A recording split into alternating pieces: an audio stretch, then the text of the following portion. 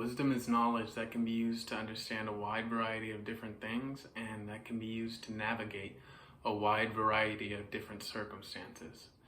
It's clear to see that wisdom can have immense value, but how does one turn ordinary knowledge into wisdom? In this video, I'll discuss the reading habits that I've implemented that are allowing me to find wisdom in ordinary books.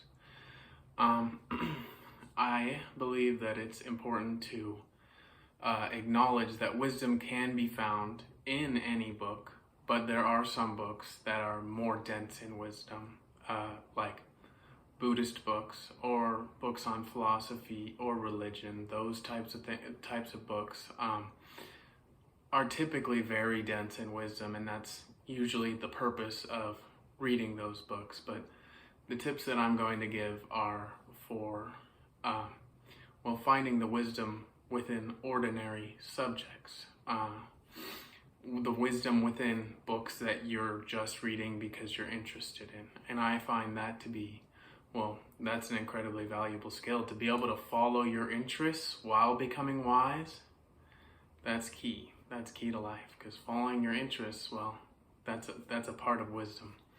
If you're using force and making yourself read things that you're not interested in, then you're not going to get as much out of it. So, let's start with the first tip, which, essentially, you got to make sure that your reading sessions are, half reading and half thinking about what you're reading. You shouldn't just pick up the book, start reading for an hour, and then never let yourself think about what you read. You have to let your mind explore the words that are on the page and really figure out exactly what the author means by them.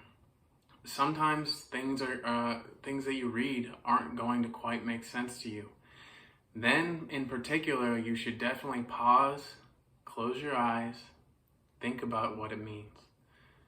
I even like to take notes. You can think or write about it. It doesn't matter. You just need your mind to do some churning, right? You can't just have the author's thoughts implanted into your mind and then suddenly you're as smart as the author. The author had to think about what he wrote down, so you should have to think about what he wrote down in order to understand what it really means. I find that this is crucial. This is one of the biggest things that you could do in order to develop wisdom. And I personally will read, when I'm reading something like complicated, like a philosophy book, I will read about 10 pages in 2 hours, because I'm writing more than I read. I probably put more words onto my journal than that I put into my mind through the book. And I find that allows me to develop wisdom much more effectively and much more efficiently, because I'll finish the session and my mind will be organized. Usually when you finish a session of reading and you're not writing as you go along or thinking as you go along, then you have all this information crammed into your head and you're going to need to think it through in order to organize it and get it out of your mind, right? It can't stay there forever. I mean, what I mean by get it out of your mind is get it out of the top of your head, and you want to put it in the back, in the storage area, in a neatly placed location, so you know where to call or you know where to grab it when you need that information in everyday life, right?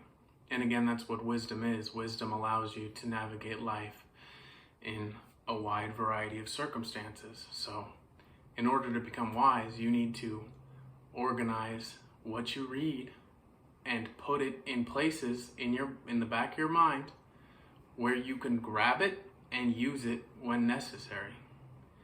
You can't just input. It's not healthy. It's not how humans were made to learn. I find that, most people nowadays in the modern world, we are inclined to input a lot more information than we output through speaking, writing, thinking.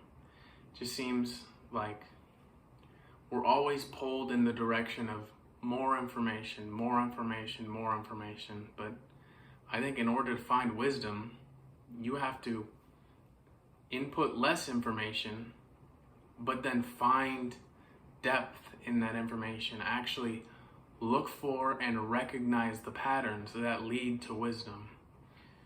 Really what wisdom is it's good pattern recognition skills. If you recognize patterns, you see, oh, this is similar to something that I've learned in this other area of my life, so I know that I'll be acting in that certain way, right?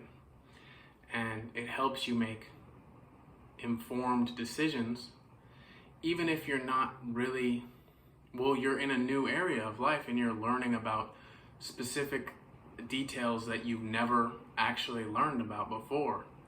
But you'll see those patterns.